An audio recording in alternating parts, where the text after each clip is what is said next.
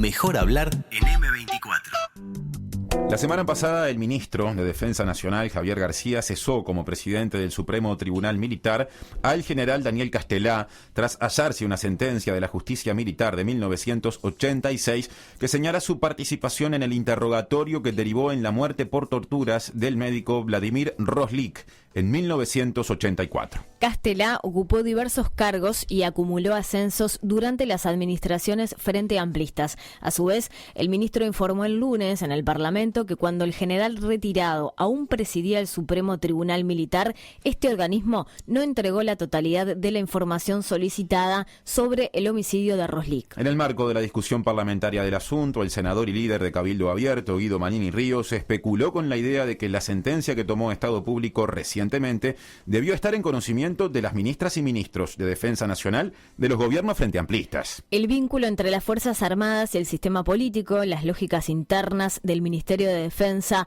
y la política en la materia del actual gobierno serán aspectos a abordar con el politólogo especializado en Fuerzas Armadas, Julián González Guyer, a quien damos la bienvenida. Gracias por estar con nosotros.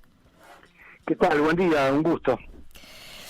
González, comencemos por los últimos hechos, los que tienen que ver con el cese del presidente del Supremo Tribunal Militar, Daniel Castelá, luego de que trascendiera, por un pedido de acceso a la información de la diaria, una sentencia de la Justicia Militar de 1986 que señalaba que Castelá había participado del interrogatorio que derivó en la muerte de Roslik en 1984. Castelá, como decíamos recién, ascendió a general durante el primer gobierno del Frente Amplio, luego fue designado por José Mujica jefe del Estado Mayor de la Defensa en 2012 y luego presidente del Supremo Tribunal Militar en 2017 cuando gobernaba Tabaré Vázquez y el ministro de Defensa ya fallecido Jorge Menéndez. ¿Qué se puede decir del sistema político frente a estas designaciones cuando había este documento que estaba en la órbita del Ministerio de Defensa desde 1986? Bueno, la defensa, y ahí podemos incluir el Ministerio, las Fuerzas Armadas, todo lo que está allí gira alrededor de eso, son temas de una enorme opacidad. Moverse en la oscuridad es muy difícil, y además esa opacidad tiene que ver, resulta de alguna manera de la gran fortaleza institucional y el poder que en última instancia, los recursos de poder que en última instancia manejan la corporación militar, las instituciones militares y sus integrantes, sus jerarquías, que además es una corporación enormemente cohesionada por razones funcionales, es decir, porque las instituciones militares promueven la cohesión interna como una herramienta necesaria para la función que cumplen o que debieran cumplir, que es estar preparadas para la defensa nacional. Y digo debieran porque en realidad no es para eso, ni siquiera para lo que se preparan actualmente en Uruguay, pero bueno, esa cohesión es muy importante en la guerra, pero además esa cohesión está reforzada por el hecho de que cuando uno mira los apellidos, y bueno, y el apellido Castelá tiene por Sapia también, ¿no? El padre del general había sido un coronel que no tuvo nada que ver con la dictadura, más bien al contrario, aunque no fue un opositor activo, ni mucho menos, pero me consta que no era una persona afín al golpe militar en aquel momento, en el momento que se dio el golpe,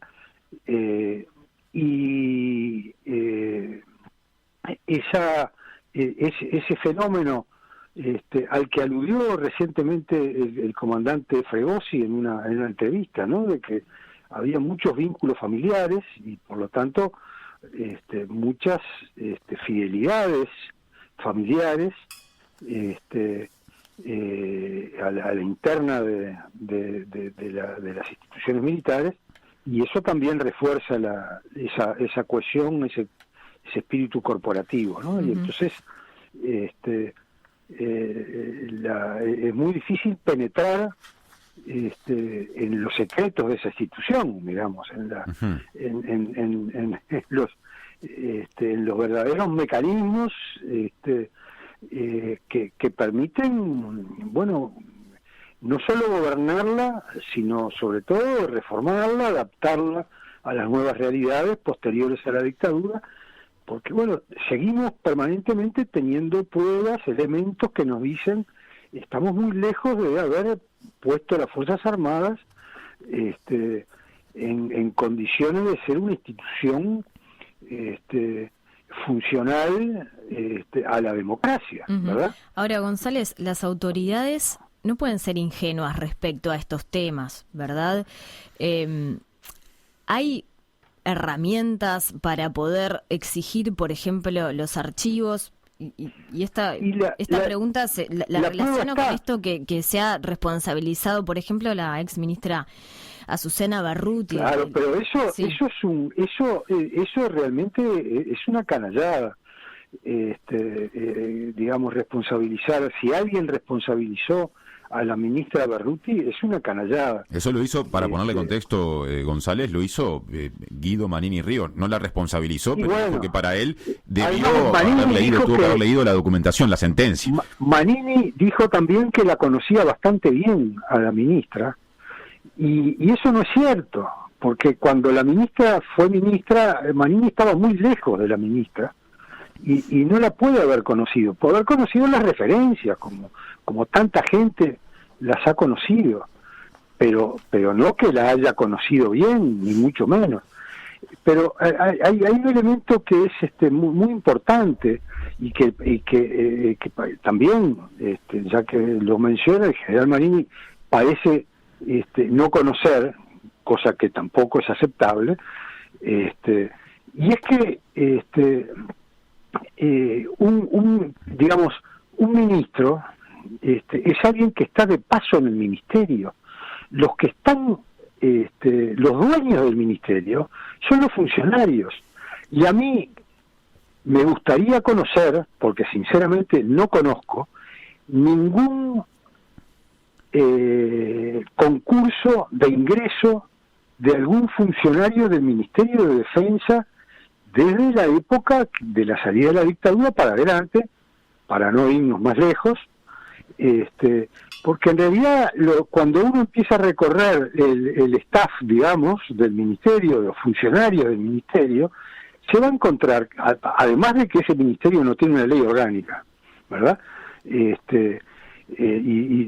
se maneja a través de reglamentos, decretos, resoluciones, en fin, todo un conjunto de normas que se han ido construyendo a lo largo del tiempo, pero en ese ministerio no hay carrera funcional, no hay concursos de ascensos, y lo que uno se encuentra es un montón de familiares de coroneles, de generales y de políticos que han pasado por allí y que han ido haciendo entrar a sus familiares al Ministerio de Defensa, ¿no?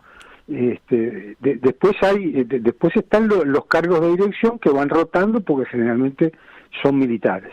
Ahora, González, su afirmación, por supuesto que señala falencias de las que serían responsables personas vinculadas a las Fuerzas Armadas. De hecho, hay familiares, pero también el sistema político. Por lo tanto, obviamente la responsabilidad del sistema político, pero digamos, también hay que saber de que en el ministerio hay montones de papeles en el ministerio y en las unidades militares, y si no hay voluntad de parte de los funcionarios que manejan esos papeles y que saben que esos papeles están allí, es casi que imposible que un ministro pueda saber que ese papel está allí. Acuérdense que se encontraron las actas de un tribunal militar en la fosa de un ascensor.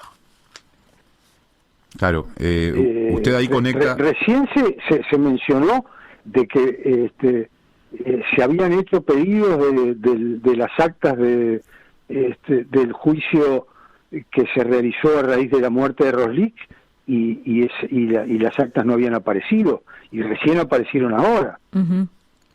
Sí. ¿Qué quiere decir eso? Quiere decir que hay de por medio está la voluntad de algún funcionario de hacer aparecer esas actas o no. Ahora, porque, teniendo en cuenta, cuando yo le consultaba por una posible ingenuidad por parte de las autoridades de defensa saben cómo funciona el ministerio, saben de ¿sí? O debieran saberlo, por lo menos. Quizá usted no usó este término, lo hago mío, esta corporativismo militar, ¿no? Que usted describía quizá en otras palabras a la interna del ministerio. Las autoridades son conscientes de eso, no pueden elaborar herramientas para intentar acceder a ese material sobre el que hay numerosísimas pruebas que existe sobre causas de derechos humanos. Sí, claro. Yo a veces he dicho, en estas cosas hay que, digamos, primero querer, segundo saber y después poder hacer las cosas. Se deben de reunir las tres circunstancias. Y esas tres circunstancias pocas veces se reúnen, porque deben de existir juntas. Y ahí, digamos, confluyen muchos elementos, que ya digo, no es solo la voluntad, no es solo querer, sino también saber y poder. Ahora, González, me quedo con esos tres verbos, ¿no? Volviendo al caso puntual de Roslik, de alguna manera lo que aquí se plantea públicamente, al menos lo hacen las autoridades como novedoso, no es que Castelá haya ido a detener personalmente en el operativo a Roslik, sino que es mencionado en la sentencia de la justicia militar de 1986 como participante, por lo menos como que presenció el interrogatorio que termina con la muerte por torturas. Entonces, ¿a qué voy? ¿Qué pasa con una sentencia del año 86 que antes, si no es por un pedido de información de un medio, no se tenía en cuenta, cuando el caso de Roslik es un caso que largamente se viene hablando y que fue denunciado todavía en los tiempos de la transición hacia la democracia? Sí, claro. La decisión fue del juez militar fue en el 86. Claro. Cuando era presidente Sanguinetti, que después volvió a ser presidente y entre tanto fue presidente Lacalle y después fue presidente Jorge Valle y después Tabaré Vázquez 2 veces y Mujica y todos los ministros de defensa que pasaron. Todos sabían que a Roslik lo habían matado en la tortura en ese cuartel, y todos sabían o debían saber que lo había ido a buscar Castellá. Pero y con respecto a la sentencia, que es un documento, ¿no? Porque ahí ya no es una versión. ¿Cómo se puede explicar que recién ahora la estemos analizando con tanto documento importante en esta causa? Y bueno, porque eso esa sentencia se emitió, se archivó y Salute Garibaldi, y quedó en un estante. Y esto que usted decía, y si alguien la pidió, habría que, la verdad que no sé, si alguien la pidió, le dijeron que no estaba. ¿Y cómo se prueba que no estaba? Ahora, ¿me explico?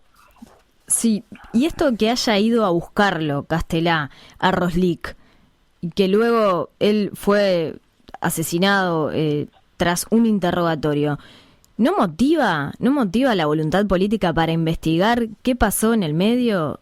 O sea, hay un indicio. ¿Ese indicio no es suficiente para, antes de ascenderlo por lo menos 3 veces, se haya utilizado todas las herramientas necesarias para probar su posible participación en el caso? Sí, efectivamente. Debiera haber sido objeto de un poco más de investigación, sí, de tratar de ahondar.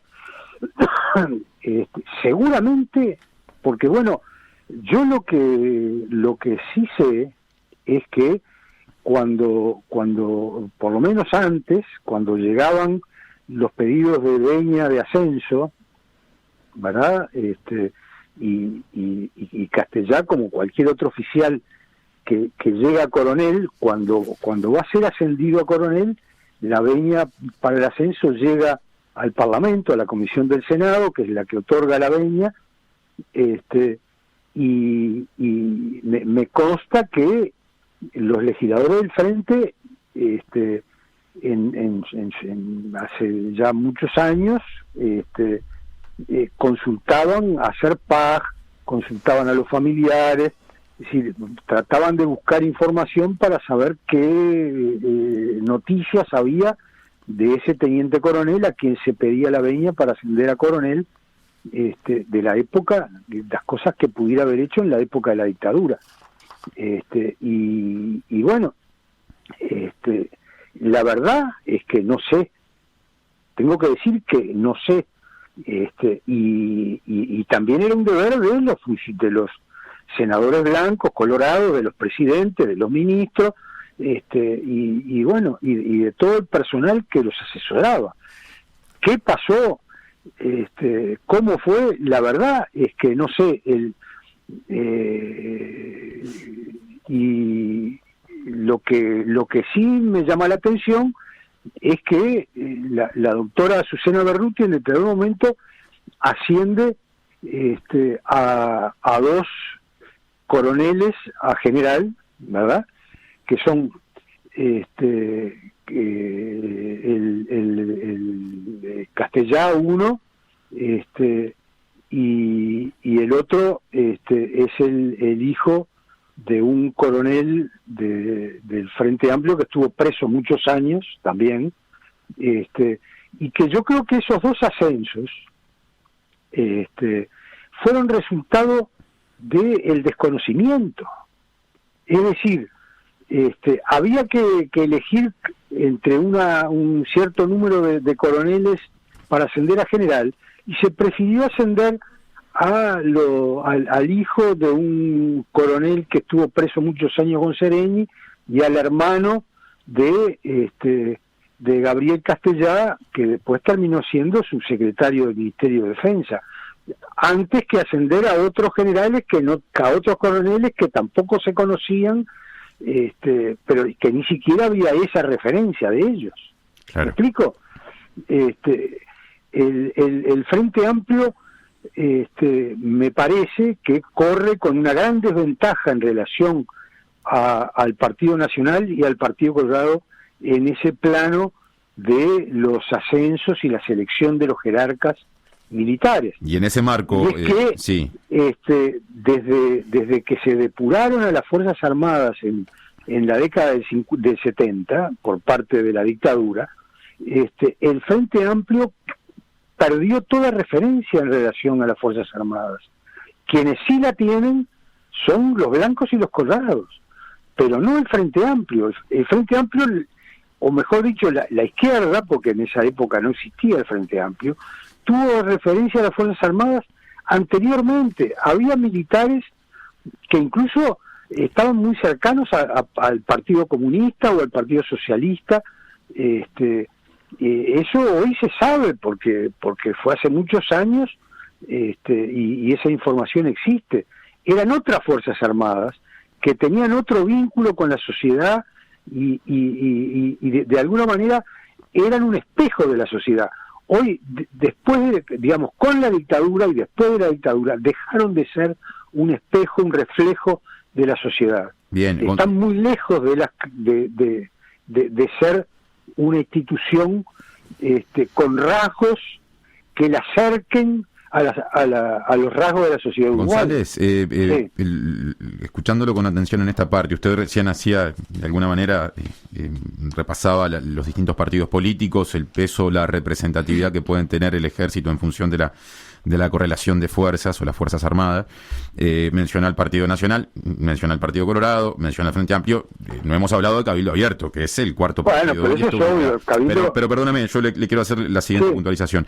En esa comparecencia de Manini posterior a la presencia del ministro de Defensa Nacional en la Comisión de Defensa, justamente al comienzo de esta semana, Manini, cuando se refiere a Berruti en los términos que ya comentamos con usted y a lo que usted de alguna manera respondió, también mencionó un poco hablando de cómo Castelá fue ascendiendo con el tiempo a dos ministros frente amplistas ya fallecidos, ¿no? Jorge Menéndez y Eleuterio Fernández Huidobro. Y en Huidobro me quiero detener, porque la figura de Huidobro es una figura que, en cuanto al manejo de estos temas, genera resistencias inclusive dentro del propio Frente Amplio, en sectores de la izquierda no frente amplista y en organizaciones de la sociedad civil. En lo que el Frente Amplio no hizo, ¿también puede haber pesado voluntad política expresa en el caso de Huidobro?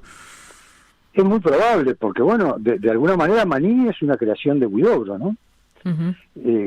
Voluntaria o involuntariamente, pero sería imposible que Manini estuviera donde está sin Fernández Huidobro. No en vano Manini lo homenajeó como lo homenajeó cuando Fernández Huidobro muere. Ahora, usted dice que el Frente Amplio quedó muy alejado de lo que son las Fuerzas Armadas, pero Huidobro no era cercano, no conocía la realidad, y bueno, tenía ¿Huidobro estaría cercano al Frente Amplio? ¿Cómo, perdón? Huidobro, ¿qué cercanía tenía con el Frente Amplio desde el punto de vista de la conducción que él hizo del Ministerio de Defensa? Eso debiera preguntárselo a los dirigentes del Frente Amplio. Fue el ministro de Defensa Nacional que más tiempo estuvo en el cargo durante los 15 años de gobierno, inclusive en dos gobiernos distintos. Exactamente. Y bueno, allí, bueno, lamentablemente Tabaré Vázquez falleció, y bueno, de pronto habría que preguntarle a Mujica, no sé. Yo, la verdad, soy un académico que además fue durante mucho tiempo miembro de la Comisión de Defensa del Frente Amplio, que incluso durante la gestión de Fernández Huidobro fui presidente alterno de la Comisión del Frente Amplio y sé bien el tipo de vínculo que Fernández Huidobro estableció con ese organismo, que es el organismo que teóricamente, a pesar de que nunca se le dio demasiada importancia ni se prestó demasiada atención a sus opiniones, es el organismo que de alguna manera asesora al Frente Amplio. ¿Y cómo fue ese vínculo? ¿Con quién? El vínculo entre Huidobro y ese organismo. Malo. ¿Por qué motivos? ¿O en qué aspectos? Porque había permanentemente diferencias respecto a la forma en que Fernández Huidobro gestionaba el ministerio. ¿Cómo eran esas formas? ¿Cómo las definiría usted? Y bueno, durante su gestión se produjo por un lado una transferencia de poder hacia una devolución, digamos, de poder hacia las Fuerzas Armadas, y por otro lado hay que revisar el decreto de política militar de defensa que se aprobó durante la gestión del ministro Fernández Huidobro, para ver de que allí se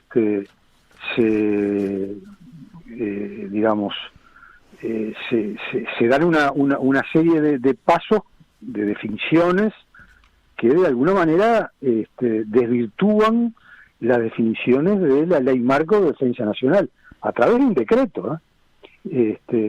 También hay que decir que posteriormente muchas de esas cosas quedaron finalmente estampadas en la ley que modificó la ley orgánica y que se aprobó en el 2019, ya durante la gestión de Menéndez. González, lo invitamos a hacer una pausa y retomamos la conversación en 2 minutos para incorporar otros temas, ¿le parece? Sí, cómo no. Seguimos adelante en la entrevista central de hoy de Mejor Hablar en la mañana de M24. Estamos hablando con Julián González Guller, que es politólogo y especialista en Fuerzas Armadas. Nos interesa ahora, Julián, pasar a abordar el rol de las Fuerzas Armadas durante este gobierno, con Luis Lacalle Pou en la presidencia, con Javier García como ministro en la materia, también analizar el discurso de las actuales autoridades al respecto. Le invitamos a escuchar un pasaje justamente que es muy representativo de cómo este gobierno, por lo menos públicamente, habla de las Fuerzas Armadas y después lo oímos. Las Fuerzas Armadas también han tenido un trabajo destacado en la emergencia sanitaria. Se destinaron 287.000 horas hombres para dar distintos apoyos. Recordarán todos ustedes los vuelos de la Fuerza Aérea que fueron a recoger compatriotas en varios países de la región. Elaboraron las Fuerzas Armadas 1.038.000 platos de comida a lo largo y ancho del país. El patrullaje fronterizo y el control de la pandemia son 2 misiones que se han solapado y se han desplegado diariamente cerca de 800 efectivos de las 3 fuerzas, cumpliendo al día de hoy más de 4 millones de horas de patrulla y de control. González, ¿puede afirmarse que tras la pandemia las Fuerzas Armadas están más fortalecidas? Yo diría que se siguieron fortaleciendo y sobre todo han sacado mucho provecho de una situación muy especial que es, digamos, el hecho de que son cortejadas por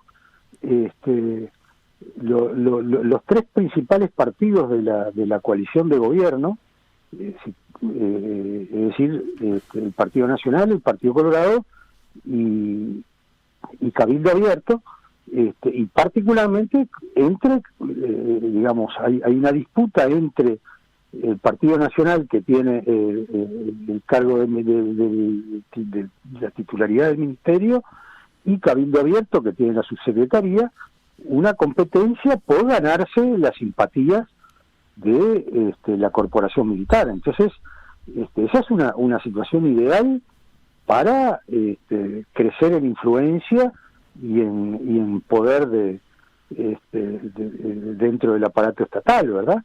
Y en realidad lo que han hecho las Fuerzas Armadas, que está muy bien, porque digamos han cumplido tareas que eran necesarias de cumplir, lo han hecho en función de leyes que no son de este gobierno. En realidad, el gobierno ha usado las leyes que ya estaban aprobadas por el Frente Amplio, con muchas de las cuales yo discrepo, porque me parece que para que las Fuerzas Armadas cumplan con las tareas que cumplieron durante esta emergencia, como han cumplido siempre en cualquier emergencia, como fue en las inundaciones del 59, o como fue en las Tosa, o como fue en tantas ocasiones, el gobierno les encomendó cumplir ciertas tareas a partir de la normativa que ha existido siempre, y es que en situaciones de emergencia el gobierno puede asignarle a las Fuerzas Armadas de manera circunstancial el cumplimiento de ciertas tareas que son necesarias para atender situaciones absolutamente excepcionales y de emergencia. Usted dijo que no estaba de acuerdo con alguna de las leyes que le daban, por decirlo de alguna manera, más potestades a las Fuerzas Armadas. Claro, ¿Ve algún riesgo en este tema? Sí, obviamente, porque para decir algo grande, ¿no? Algo de las cosas más significativas. En el decreto de política de defensa de 2014, en el decreto de política militar de defensa de 2016, y luego en la ley, en la nueva ley orgánica, la que está vigente de las Fuerzas Armadas, se habla de que las Fuerzas Armadas uruguayas tienen como tarea defender a la población de nuestro país. Esa idea, que no está en la ley marco de defensa, es en realidad una importación de una idea que es absolutamente foránea y que tiene que ver con las tareas que Naciones Unidas le asigna a los cascos azules en las operaciones de paz.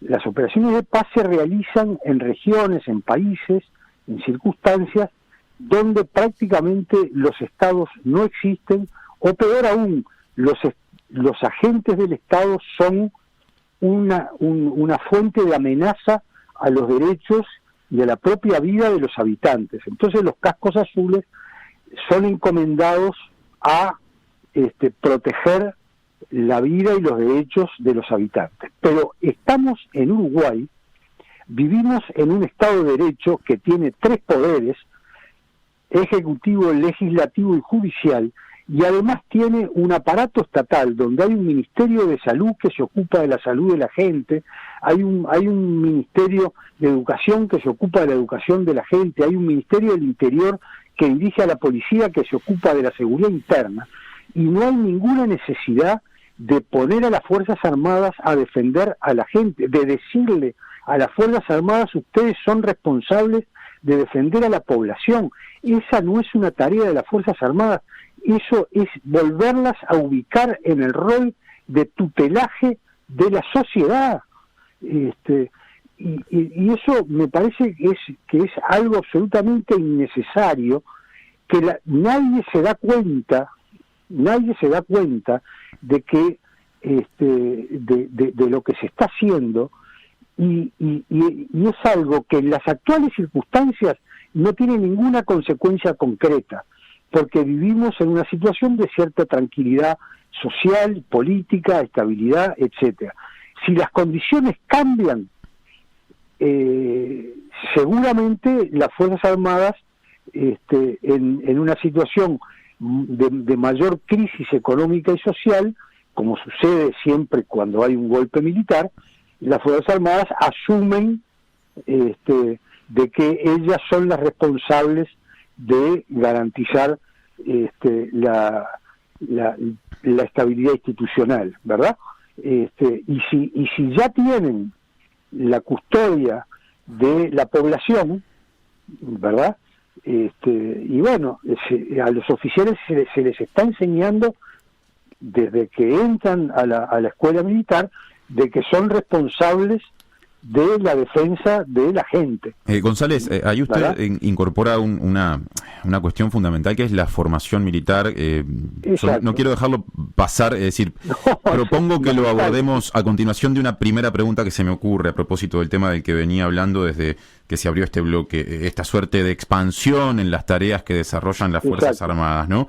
A propósito de ese avance que hace que mucha gente con temor entienda que de alguna manera hay un avance del factor militar sobre la sociedad civil. Por ejemplo, el ministro de Defensa Nacional, Javier García, dijo en Radio Mundo hace un tiempo que él no está de acuerdo con esa expresión de preocupación, y textualmente que no existe más esa desconfianza. La desconfianza, dijo García, podrá existir en algunos sectores que siguen manteniendo cierto razonamiento inundado de Guerra Fría. No fue novedoso esto que dijo García en Radio Mundo, lo ha dicho varias veces desde antes de ser ministro, cuando ya había sido designado. ¿Cómo interpreta usted la postura y el discurso del ministro al respecto de este tema?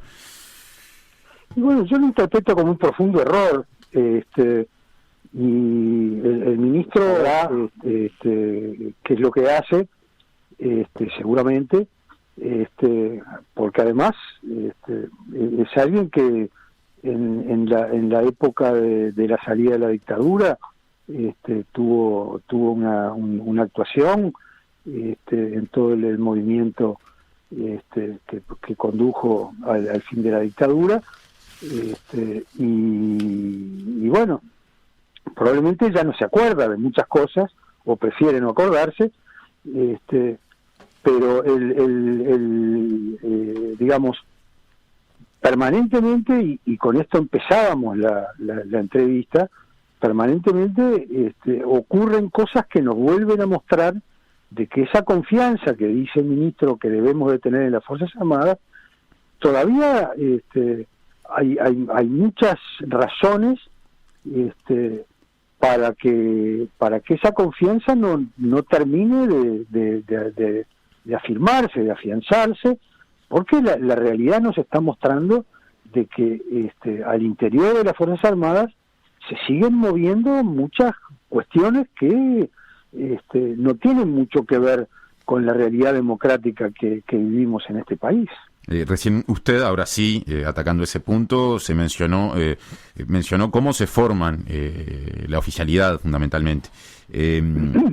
¿Qué deudas pendientes tiene el Uruguay en términos de formación militar, justamente para que los riesgos que mencionó antes no se corran? Y bueno, ahí de vuelta, aquellos 3 verbos que yo les mencionaba, ¿verdad? Uh-huh. Es querer, poder y saber cómo hacerlo, ¿verdad? Y no sé si ustedes recuerdan, el comandante en jefe actual, el general Fregosi, hablando de esta iniciativa que él ha tenido de revisar la historia, en fin, mencionó de que desde 2005 no se reformaban los programas de estudios de las Fuerzas Armadas. Yo no sé muy bien a qué se refirió él, porque en realidad yo, digamos, represento a la universidad en una comisión que asesora al Ministerio de Educación y Cultura respecto a la homologación, digamos, de las carreras de formación militar que tienen algún carácter académico y asesora al Ministerio respecto a si son de carácter universitario, terciario, en fin, si son licenciaturas, si cumplen los requerimientos para hacer licenciatura o no, en fin. Y yo recuerdo haber aprobado un nuevo plan de estudios de la escuela militar hace no muchos años atrás, así que digamos no sé muy bien a qué se refiere el general Fregosi cuando dice que desde el 2005 no se reformaban los planes de estudio de las escuelas militares, o de la escuela militar del ejército, ¿no? Pero digamos desde la salida de la dictadura todo el sistema político tiene una deuda muy grande desde el punto de vista de la revisión de cómo, no solo de los planes de estudio, sino de las características de la formación militar en un sentido mucho más profundo que simplemente los planes de estudio, las materias, ¿no? Que se estudian, sino cómo se enseña, cuál es la metodología de enseñanza y quiénes enseñan en las academias militares, y eso, digamos, siempre se menciona que en la ley de caducidad se estableció que las instituciones militares debían de enviar los planes de estudio todos los años al Parlamento, y efectivamente se envían, ¿verdad? Pero en el Parlamento nunca se estudiaron esos planes, y además yo alguna vez accedí a ellos, y estaban, esto hace muchos años ya, estaban muy mal elaborados, había muy poca información que se podía extraer de esos planes de estudio como para sacar algún tipo de conclusiones. Es decir, estaban académicamente muy mal formulados, uh-huh. ¿Verdad? Y por otra parte hay una cuestión muy importante, y que es cuáles son las normas, las reglas, los hábitos de relación al interior de las Fuerzas Armadas, ¿verdad? Y esos todas esas cuestiones las transmiten los oficiales más antiguos, Ujú. ¿verdad?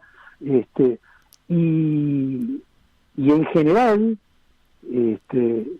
los profesores de las materias más importantes en las escuelas militares son coroneles retirados que vienen de otros tiempos y que siguen transmitiendo las viejas ideas de la época de la dictadura a los nuevos oficiales, porque es lo que ellos piensan, Claro. porque así se formaron ellos, ¿verdad? González, nos gustaría pasar a un último tema antes de cerrar la entrevista, que es este proyecto de ley que hay para reparar a víctimas de la guerrilla. Es un proyecto de ley presentado por Cabildo Abierto, pero que tiene apoyos por parte de otros sectores, incluso a nivel individual.